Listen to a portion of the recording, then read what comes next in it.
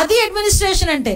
అసలు ఏ రోజు కూడా ఈవెన్ గాంజా మీద కానీ చిన్నపిల్లల మీద హత్యలు రేపుల మీద కానీ ఏ రోజైనా హోమ్ డిపార్ట్మెంట్ ని కూర్చోబెట్టి ఒక రివ్యూ అయినా చేసావా? నువ్వు ఈ రోజు లా అండ్ ఆర్డర్ గురించి మాట్లాడుతూ ఉంటే, నీతులు చెప్తా ఉంటే సిగ్గు అనిపించట్లేదా? మేము సిగ్గుపడాలా ఈరోజు? ఇది నేను ప్రజలకి చెప్పాలి ఈ విషయాలన్నిటి. నేను ఎంత దారుణంగా మా మీద బురద చల్లడానికి, మన మీద బురద చల్లడానికి. ఎందుకు మన అన్నారంటే, ఈరోజు ప్రజలందరూ కూడా మ్యాండేట్ ఇచ్చి ఈరోజు చంద్రబాబు నాయుడు గారిని కూర్చోబెట్టారు. అంటే చంద్రబాబు నాయుడు గారి మీద ఒక మాట మాట్లాడుతున్నారంటే ప్రజలందరి మీద కూడా మాట్లాడినట్టే. చంద్రబాబు నాయుడు గారు is not a common man. CM ఆయన, రాష్ట్ర ముఖ్యమంత్రి, ప్రజల చేత ఎన్నుకోబడిన రాష్ట్ర ముఖ్యమంత్రి. మీకు ప్రూవ్ ఉంది, మాట్లాడండి, మేము సరిదిద్దుకుంటాం. ఎస్, ఇది ఇలా జరుగుతుంది, మీరు చెప్పండి, నిజం అయితే కనుక మేము యాక్షన్ తీసుకుంటాం. యాక్షన్ తీసుకోకపోతే మీరు మాట్లాడండి. అంతేగాని ఒక వర్గ విభేదాల మధ్యలో జరిగిన వినుకొండ ఇష్యూని బేస్ చేసుకుని ఈ రోజు ఒకసారి అక్కడికి వచ్చి కూర్చొని నేను నాకు నోటుకు వచ్చినట్టు మాట్లాడతానని మాట్లాడి దాన్ని ప్లాట్ఫామ్ కింద తీసుకొని జగన్మోహన్ రెడ్డి ఉండుంటే వసతి దీవెన వచ్చేది. అరే అసలు నువ్వు ప్రమోషన్ ఏంటి నాకు అర్థం కాదు.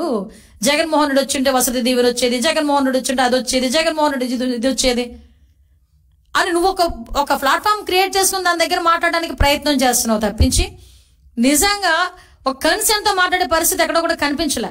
అంత దూరం వచ్చావు, ఫోటోలు చూపించావు, అది చేసావు, ఇది చేసావు, నీ నాయకుడు అంటున్నావు, నీ కార్యకర్త అంటున్నావు, నీ దగ్గర బోల్డ్ ఆస్తుంది, రూపాయి ఎందుకు ఇవ్వలేకపోయావు? తోట చంద్రయ్య చనిపోయినప్పుడు ఆర్థిక సహాయం చేయలేదు తెలుగుదేశం పార్టీ. నాకు తెలిసి 25 లక్షలు 30 లక్షలు ఇచ్చారు, ఇంకెక్కువ ఇచ్చినట్టున్నారు, దగ్గర ఎక్కువ ఇచ్చారు. అంటే నేను ఎందుకు చెప్తున్నానంటే, నువ్వు నిజంగా భుజాన్ని వేసుకొని నీ కార్యకర్తని భుజాన్ని వేసుకొని ఆ రోజు వచ్చేసి శాంతి భద్రతల గురించి, లా అండ్ ఆర్డర్ గురించి, ఆటవిక పరిపాలన సాగుతుందని నీ నోట్ నుంచి అలాంటి మాటలు వస్తుంటే, అలవాటుగా వచ్చేస్తుంటే అలాంటి మాటలు నిజంగా నవ్వొస్తుంది. ఈరోజు నేను ఒకటే చెప్తున్నా, అప్పీల్ చేస్తున్నా పబ్లిక్కి కూడా, దయచేసి ఒక్కసారి మీరు కూడా ఆలోచన చేయండి. ఒక రాక్షసుడు, ఒక సైకో పరిపాలన చేసిన వ్యక్తి, సొంత సీఎం కుర్చీలో కూర్చోవటానికి సొంత బాబాయిని కూడా హత్య చేయించిన వ్యక్తి, సీఎం కుర్చీలో కూర్చోవటానికి ఒక దళిత యువకుడిని కోడికత్తి నెపంతో, కోడికత్తి శ్రీను, ఆ కోడికత్తి నెపంతో ఒక హత్య కావాలని అతని మీద హత్యా ప్రయత్నం చేయించుకొని 5 సంవత్సరాలు కూర్చున్న వ్యక్తి, కనీసం అతన్ని విడిపించడానికి ఏదో ఒక్క రోజు కోర్టుకి వెళ్ళినా కూడా అతనికి బెయిల్ వస్తుందంటే 5 సంవత్సరాలు కూడా బెయిల్ రాకుండా చేసిన వ్యక్తి ఈ రోజు మన దగ్గరకు వచ్చి నీతులు చెప్తున్నాడు. మళ్ళీ సీఎం కుర్చీలో కూర్చోడానికి గులకరాయి వేషాలు వేశాడు. అవన్నీ కూడా ప్రజలకు తెలిసినాయి. అఫ్ కోర్స్ అదృష్టం కొద్దీ అది ఎవరు కూడా నమ్మలేదు.